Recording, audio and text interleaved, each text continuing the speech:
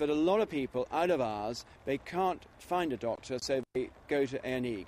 I think the other big problem is we have thousands of migrant workers in Norfolk, and they should not be allowed to take work without registering with a GP, because obviously if a migrant worker gets ill, they don't have a GP, where do they go? They go to the hospital, and that is causing serious problems. Hospital staff will make appointments with GPs and pharmacists for patients with minor ailments, while stressing for those who need emergency treatment, it's business as usual. Kim Riley, BBC Look East, Kings Lynn. Well, that news comes on the second day of an inquest in Cambridgeshire which has highlighted a serious problem with the out-of-hours service across the country. The inquest at Wisbech is into the death of a patient who'd been treated by a doctor who'd just flown in from Germany. One expert witness said it was obvious to him that the doctor was not sufficiently qualified. This report from our Home Affairs correspondent Sally Chitsoy. Day 2 of the inquest heard how Dr. Daniel UBANI's lethal injection of diamorphine into David Gray, he received 10 times the normal dose, may have been because EU doctors lacked understanding of some strong drugs used in the UK. It was said that the tragedy could have been caused by the differences in training and experience he had. But there was another worry expressed by the medic. Practising GP Dr. Edward Reynolds, an expert on out-of-hours care. He was asked to give his view of Dr. UBANI's CV. He told the coroner, the CV is full of alarm bells. If it had been presented to me, I wouldn't have wished to have employed this doctor. The coroner heard how 11 days after David Gray's death, an internal letter was circulated to staff of Take Care Now, the out-of-hours service provider that brought in Dr. UBANI. It acknowledged financial pressures and reduced medical cover. Dr. UBANI flew into Stansted Airport in February 2008. He drove to Ipswich for 2 hours of computer training, followed by almost 2 hours of induction training with a doctor. He was then left to drive to a bed and breakfast, but without a sat-nav he didn't arrive until 12:40 the next morning. At 8 that day he started work. Later in the day he administered the fatal injection. The inquest is due to sit for 10 days and will conclude early next month.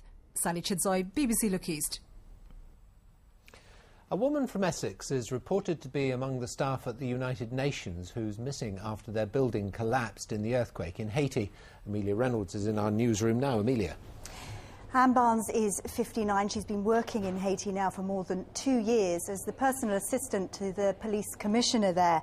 Originally, though, she's from Leigh-on-Sea near Southend in Essex. Now, we have this photograph of her. She's the one in the middle.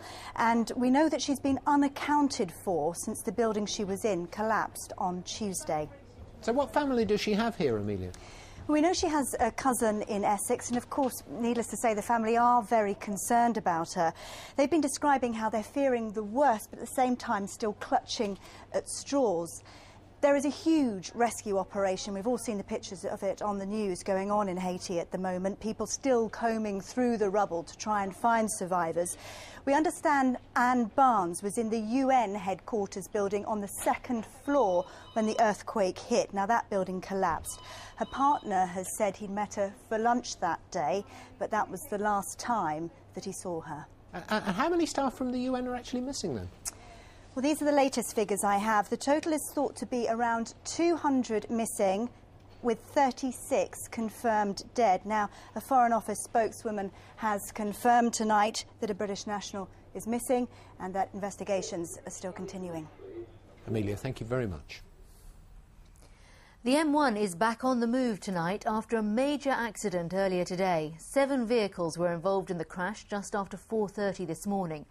It began when a white Mercedes lorry collided with another lorry that had stopped on the hard shoulder. A white van then pulled over, resulting in a collision between 3 more lorries. A 7th vehicle then suffered a puncture. The motorway was closed northbound at junctions 14 and 15 between Milton Keynes and Northampton. This was the M1 at the height of this morning's rush hour. The northbound carriageway was completely deserted. And the reason, a 7-vehicle pile-up in foggy conditions just north of Newport Pagnell services. 4 of the vehicles involved were lorries and 2 of their drivers had to be cut free from their cabs. It's thought that one of the lorries had stopped on the hard shoulder. A second lorry then ran into the back of it, which in turn caused a pile-up behind the first 2 HGVs. It was one of the biggest accidents the M1 has seen in recent times. It was obviously quite a big effort that had to be made to release the drivers of these vehicles. Each vehicle weighed in excess of 35 to 40 tonne, and cutting them out of that metal was hard work.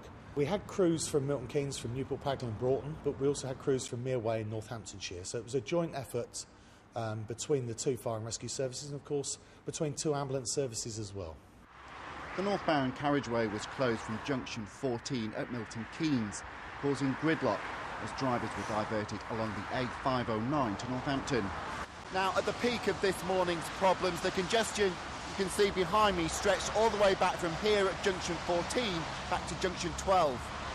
The road completely reopened at 11 o'clock, and both the drivers who had to be cut free from their cabs were taken to hospital, and full investigation is now taking place into the cause of the crash. Stuart Radcliffe, BBC Look East, Milton Keynes.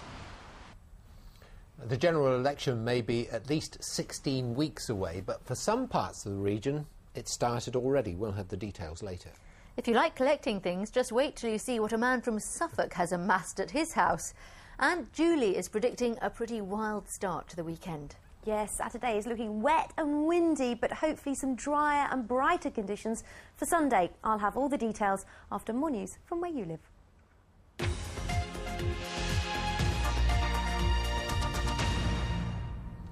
The police in Essex revealed today they've recruited a comedy character to help them tackle crime. The idea was announced by the new Chief Constable, who hopes it will cut the number of burglaries by half.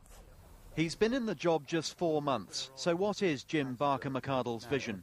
His predecessor Roger Baker warned criminals to pack a toothbrush if they committed a crime because they'd end up in prison.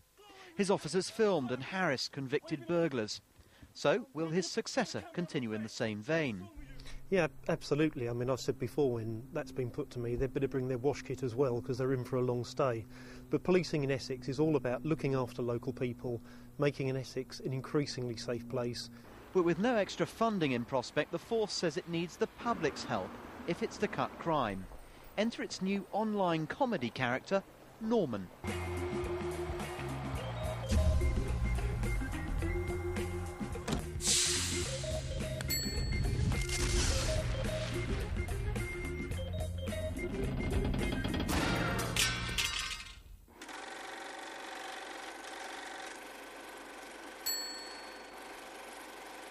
It's aimed at the 16 to 34 age group, but does it hit the mark?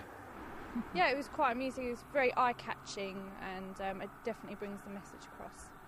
Well, they're probably more effective for younger people, and if it makes them laugh, then they'll take more notice of it. Essex police say the films cost £1,200 to make. So will they help reduce crime during a recession? We'll probably never know. Richard Daniel, BBC Look East, Chelmsford. 340 jobs are under threat at an aircraft maintenance company at Stansted Airport. SR Technics plans to move its operations to Zurich later this year. The company has started a 3-month consultation with unions. It said in the current climate it couldn't afford to run 2 maintenance centres in Europe.